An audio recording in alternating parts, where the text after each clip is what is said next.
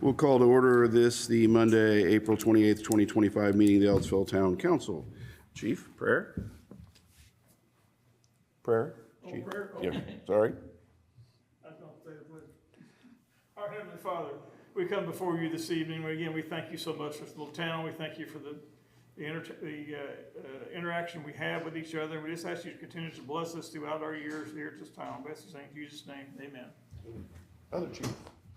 I pledge allegiance to the flag of the United States of America and to the republic for which it stands, one nation, under God, indivisible, with liberty and justice for all.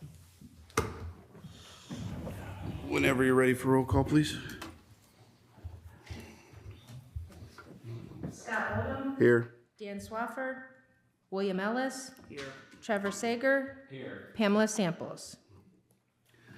Approval of the minutes for the regular meeting, April 14th, 2025. Second. Motion and a second. All those in favor say aye. Aye. Any opposed? Any abstaining? Action to pay accounts payable vouchers and payroll vouchers. So moved. Second. Motion is second. All those in favor say aye. Aye. Any opposed? Any abstaining? One resolution this evening is Resolution 17, 2025, creating a cash fund for the planning department.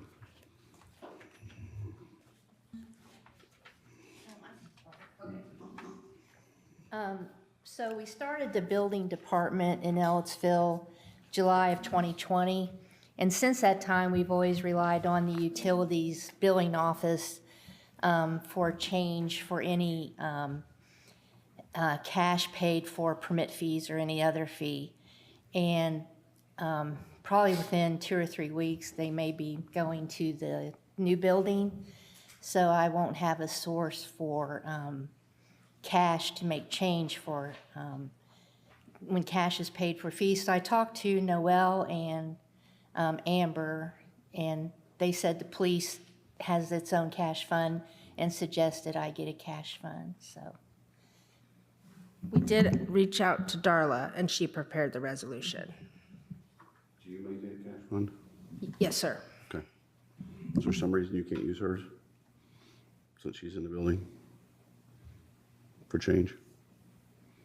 I don't know, we just never have. I guess it's because they have petty cash they need to use and they make change in their office, so we just never have. We've always used utilities. Okay. Questions from council?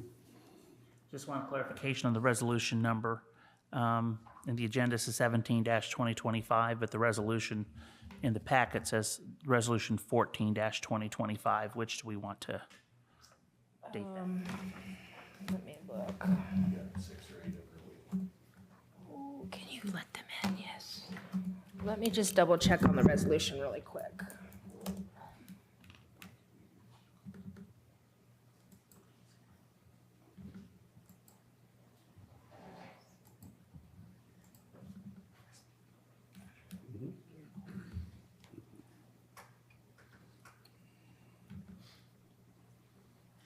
So my apologies for that. I think that we used a template when we did that, so it would be resolution, it's correct on the agenda, the 17-2025. Okay. And I'm sorry, other questions or comments? Okay. I do want to say I agree. If we already have a cash fund established in the building, I don't see why it'd be necessary to expand it. That way there's just less cash floating around. Absolutely. So, is there a motion concerning Resolution 17, 2025? Second call, is there a motion for 17, 2025? That resolution died. Okay. Stop. What was that? Okay. That was the dangers of using the internet for this, so we apologize to the public for that. How did so many people get admitted to do that? Well, we'll work on that later. So unfortunately, This meeting is on CATS TV right now. it is. So we can just continue with the CATS meeting without the Zoom? Unfortunately, we're not going to be able to go forward with Zoom this evening until we put some further protections in place, so we'll just move forward from there. And I'll call one more time for clarity. Resolution 17, 2025, is there a motion? That resolution dies without a motion. Ordinance is on first reading this evening. Ordinance 2025-12 to amend Chapter 130 of the Ellettsville Town Code to allow the use of firearms within the corporate limits of the town under certain conditions. The town has had in place since 1973 ordinance 130.01, which states it shall be unlawful for any person or persons to shoot or cause to be shot any firearm, BB gun, pellet gun, or other similar weapon within the limits of the town. So I was asked to revise the ordinance to allow for individuals who own parcels of property that are zoned agricultural, to allow them to, under certain circumstances, hunt and target shoot, or I could use the word recreational shooting, on their property. So what I came up with is what is before the council. So I clarified that it would not apply to any police officer, member of the armed forces, or authorized emergency management agencies while in the performance of their official duties. And then under subsection C, I stated that hunting and target shooting may be permitted within the town limits on privately owned land, the size of which must be no less than 20 acres per parcel, or adjacent and contiguous parcels owned by the same person that total 20 or more acres. It has to be zoned agricultural. The hunting or target shooting takes place at least 2,000 feet from a habitable building, park, playground, public roadway, or adjacent property owner's property line. Guests who are hunting on the property owner's property have to have written permission, and of course the individuals participating have to have all permits and licenses that are required by the DNR. And the parcel of real estate on which the hunting or target shooting is taking place is not being used by the private landowner as a bed and breakfast, short-term rental, or for any other commercial purpose or use which required a special exception under the town's Unified Development Ordinance. So the 20 acres that I came up with and the 2,000 feet limit, or the requirement that the hunting or target shooting take place 2,000 feet from a habitable building, park, playground, I got that from the town's Unified Development Ordinance, which allows for indoor and outdoor shooting ranges on property zoned agricultural if they're 20 acres or more, and if the range is 2,000 feet from habitable building, park, playground. I'm not necessarily wedded to the 20 acres or the 2,000 feet, but just for an initial discussion point, I just picked up what's in the Unified Development Ordinance. So. And there are people here in the room who I'm sure are more familiar with gun safety than I am, so, I mean, whatever you would prefer to have in there. Can you get 2,000 feet and 20 acres without being in the middle? I wondered about that, if that was maybe a little over zealous, so, yeah. It's a little under a half mile. You're gonna be cutting into the parcel quite a bit, too. Again, I'm It's sorry. point, yeah, not quite half an acre, so 0.4, I think, so, yeah, you'd be, We might overwhelm on that quite a bit. okay, so give me a So, number. well, I'm gonna let these Okay. gentlemen. Yeah, I'm definitely not. What's the DNR standard? There's no minimum acreage. I'm gonna let you guys discuss on this. I've had counsel to kind of stay out of this because it's gonna be going hand in hand with my daily operations, so I'm gonna stay out of this one. The reason we asked for this ordinance, the reason I asked for it, is it's come up when dealing with property owners that might consider annexing in. And Well, I'll tell you up front, I'm a little concerned that we included, and I didn't catch it, so I apologize. Outdoor and indoor have to have all these things in the UDO. That is ridiculous, because an indoor range shouldn't have to have anything, because it's got to be appropriately constructed before it can be certified. So it doesn't need any backstop. It doesn't need the 2,000 feet because the rounds are contained within the facility. So I did not realize that. that is something we should work on striking from the UDO, because that is blatantly unfair for someone who's going to put that amount of money into a facility. But how's this related to that? Because it's indoor or outdoor should go to the UDO that I didn't catch when we approved it. Which is indoor with the same standards. and we're debating whether this is too restrictive for outdoor, well, then it would definitely be very restrictive for, but almost kill any It would chance kill any for. indoor. Right. Yes. One question I commonly get is there a distance requirement from the back of a house to where you can start hunting? And per state code, state statute, there is not. So according to this, right, Darla, it's showing that you need to be 2,000 feet away from a habitable building before you can start hunting, which is obviously quite a distance. And so to go back to the request, it was to allow people to enjoy the rural uses of their land until it's developed. And that would allow them to go ahead and annex and not be penalized for natural things like hunting and shooting. And if anybody would say, well, I don't want that to happen in town, I live right next to it. Well, if they live out of town, they can now. So it really doesn't change the status quo. There's a little difference between a zero setback where you're next to your neighbor 15 feet away versus your nearest neighbor's a half mile away. No, I agree. I agree, and all I'm saying is, I wanted to keep it simple, allow for the rural use to continue until it's developed, and I think, well, we already have a case where it might allow us to annex land that we want to annex. I think it's more than appropriate, again, given the standards and the safety standards. Given the safety standards that we'll put into place. I'm just questioning whether this is too much, particularly. 100 feet? Well, again, it depends on what you're hunting. If you're hunting for, We have a lot of archery hunters in this general area too. You have to think about too, that are under that hunting umbrella, as you would say, right? So, because as I read it here on subsection C, hunting and target shooting, hunting could be bow hunting, right? Right, I intended to include. Okay. But you guys are okay with the 20 or more acres, right? oh, yeah, I'm certainly okay with that. It's just a question if it's too restrictive. Or do we need to whittle at that? I mean, I'm also a little concerned about how some of these other wordings could be construed, but we can talk about that later. Well, I'd be for cutting down the acreage too. Yeah. So how about, since this is on first reading, we have our comments to Darla by Wednesday, or say Friday of this week, That would be great, thank you. and then she can make adjustments as necessary. I personally don't see a problem with it as it's written, Okay. Approving it. I just question whether it's too restrictive. Okay, great.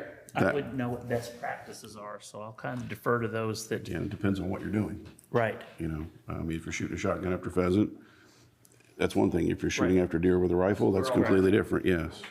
Now, I guess one question, okay, let's say we approve this, and then someone builds something that makes them non-compliant. Can they no longer hunt there? I think that's the intent, is if the parcel of real estate is used for anything other than farming. I'm not talking about them, but around them, their neighbors. They may stay agricultural, but all of a sudden, homes pop up, businesses pop up. No, because we already have that situation now. You have a couple of large agricultural parcels that butt up against Abigail Lane. I mean, Okay. they're right there. Darla, what about Keehee? What's Keehee zoned as? I'd say commercial too. So would that be, I guess with this new ordinance, would that allow for hunting on commercial too, or does it have to be agricultural only? I say that because there are several groups that goose hunt the Keehee Pond every winter.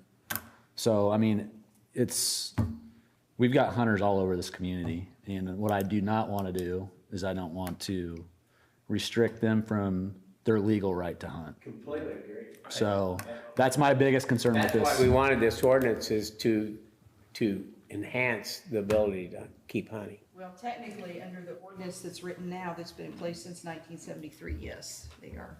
They can hunt or they cannot? They cannot. So that would be an Ellettsville PD ordinance, right? That they could enforce. So I guess I'm not, this is not argumentative asking this, but, so I have 20 acres, I'm allowing hunting, but then all my neighbors around me build something. As long as you're within the 20 acres and 2,000 feet from the nearest habitable structure, as this is written. Okay, but the 2,000 feet, that would, I mean, That that's, eats up a whole lot of land. yeah, it's gonna be, Yeah, 2,000, we're definitely going to change. okay. And the acreage, the less you make it, the easier it is for me to annex small parcels that might allow us to get to bigger parcels that we want. I mean, there's a formula Denise always has to go through. And so if the parcels are smaller, sometimes that'll really come into play for us. Since I'm not as familiar with firearms as a lot of the other people on the council, I'm not just gonna spitball, oh, this would be better. You know what I mean? That would just be an uneducated number, just because it looks good, so. See, that's always the problem with numbers, depending upon what you're doing. Right. You know, well, let's get our comments to Darla and see what we can craft. I do want to make it clear to everyone that this is hunting and, for want of a better word, recreational shooting only. This does not apply to self-defense. So before we get into people asking questions with that, that is a completely different category of use of a weapon and is not recreational and is not hunting. So this is not. Under state law, It's correct? covered under the Second Amendment of the United States Constitution. Yes, And in the Castle Doctrine. yes, so we don't want to get into that where we're infringing upon anything that the state or federal government has already put into place. So with that said, is there any further comments on this? I do think we need to put this onto the agenda for the UDO to revise it, I do, I agree. for the indoor ones, because, I'll add it to my list. I've been waiting. There's several things that have come up with the UDO. Okay. So I'll add it to As my we list. expected. Okay, so that's forward us on first reading. We'll get comments to Darla that'll come back to us next time or the time thereafter so that we can make the appropriate adjustments. So it'll come back to us at either the next meeting or the meeting thereafter, depending upon the amount of adjustments we need to make. Ordinance on second reading this evening. The first ordinance is 2025-06, establishing rates and charges for the use of as the services rendered by the waterworks system of the town of Ellettsville, Indiana, and repealing all ordinances and parts of ordinances in conflict whereof. Before we start down this road, I want to ask a question because we had to terminate the feed going to the public as a whole online. Is there any reason we cannot bump this 2 more weeks to allow us to have the online presence and online comments? Or do we need to do this? Yeah, we probably should have had this enacted by January 1, but 2 more weeks is not going to kill us, but it will set us back another month. But if you want to do it, it's not a big There deal. was a number of people online, and I'm sure that this is what at least some of them wanted to talk about. And I'll leave that to my fellow council members. because even though we had nothing to do with the disruption, Right. it just gives the appearance of, Right. like we're trying to, Is it going to be a huge financial hardship for us or take us out of bounds with the law, what we're required to do? Okay. If we can bump this back 2 weeks, I would enter a motion to council that we table this for 2 more weeks to allow for the public as a whole to either be present or if we can act appropriate security measures online to be present for that. I will second that. So there's a motion, a second, whenever you're ready. Scott Oldham, Yes. William Ellis, Yes. Trevor Sager, Yes. motion tabled. And I apologize, Mike, I know you want to get this done, but in the interest of fairness. The next ordinance this evening is 2025-07, amendment to the employee handbook to add a ghost employment policy. This was discussed at the last town council meeting, and I was asked to make an amendment to the employee handbook to have a section on ghost employment, which mimics the current or the former personnel policy under whatever it was under, whatever section it was under, and also the town code, the state code. Okay, questions from council? Do you want to say anything? Okay. Any of the supervisors want to say anything about this? Okay. Is there a motion from council? Make a motion to approve ordinance 2025-07, amendment to employee handbook to add a ghost employment policy. I'll second. Motion second, when you're ready? Scott Oldham, Yes. William Ellis, Yes. Trevor Sager, Yes. motion carries. Next ordinance is ordinance 2025-08, amendment to employee handbook to add grievance policy. Again, we discussed this briefly at the last town council meeting, and I was asked to do an amendment to the employee handbook to allow for this procedure, and this is similar to what was in the previous personnel policy, which was under chapter 36 of the town code. Questions or comments from council? Getting back to the town manager, supervisors, anyone? Okay, and back to council. I'll make a motion to approve ordinance 2025-08, amendment to employee handbook to add a grievance policy. Second. Motion is second. When you're ready? Scott Oldham, Yes. William Ellis, Yes. Trevor Sager, Yes. motion carries. Final ordinance this evening is 2025-09, amendment to employee handbook to amend, add miscellaneous provision. This was discussed at the last town council meeting as well, and the section in the personnel policy under section 318, the Indiana Public Retirement System currently states that elected officials and full-time employees will be covered by INPRS. And the questions that I was asked last time was whether or not we should include something to make it clear as to what elected officials may be covered by INPRS. And so I added language in your amended version of the ordinance that says the town's clerk treasurer and those elected officials specifically designated in an ordinance and eligible full-time employees will be covered by the Indiana Public Retirement System. And that is because INPRS specifically states that, or their website states that elected officials do not participate in INPRS unless the town passes an ordinance saying they do.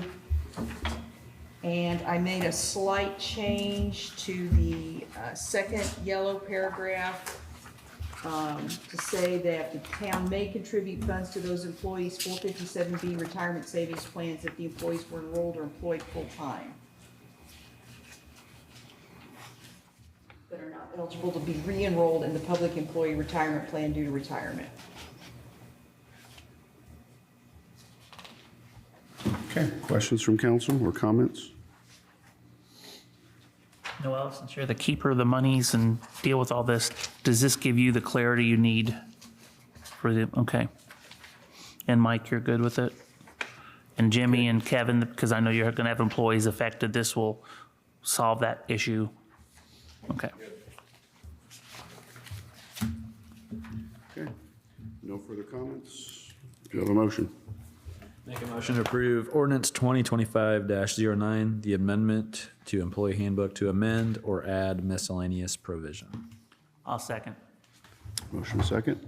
Scott Oldham, Yes. William Ellis, Yes. Trevor Sager, motion passes. There is no old business, there is no new business. Coming out of the privilege of the floor and having business for the council not on our normal agenda.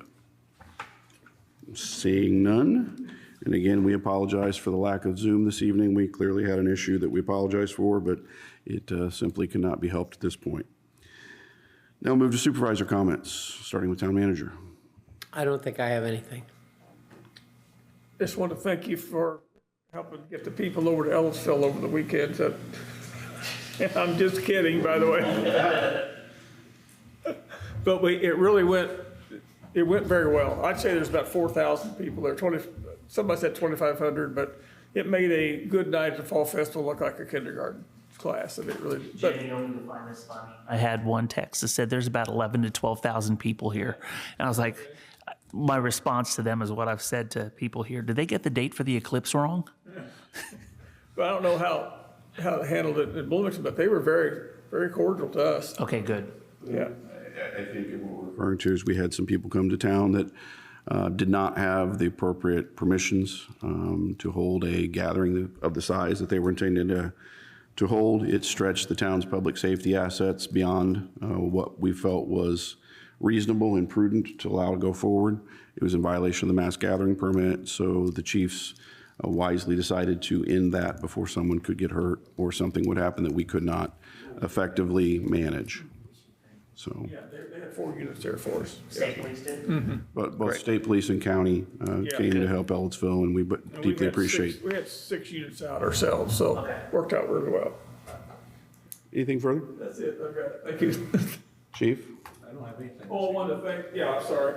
The fire department came down and cleaned up what little mess there was. It wasn't that big of a mess, you'd think of that many people, but fire department came down and cleaned up Campbell's Park And you for didn't us. get any reports of property damage or anything? None of our cars were damaged, and Good. they were all around our cars, so, Okay. Yeah. Just a bunch of kids. yeah. To hang out. Wanted someplace to party. Anything from you? How about you? Okay, seeing nothing from those, is there council comments? Seeing none, knowing of no further business for the council, we're adjourned.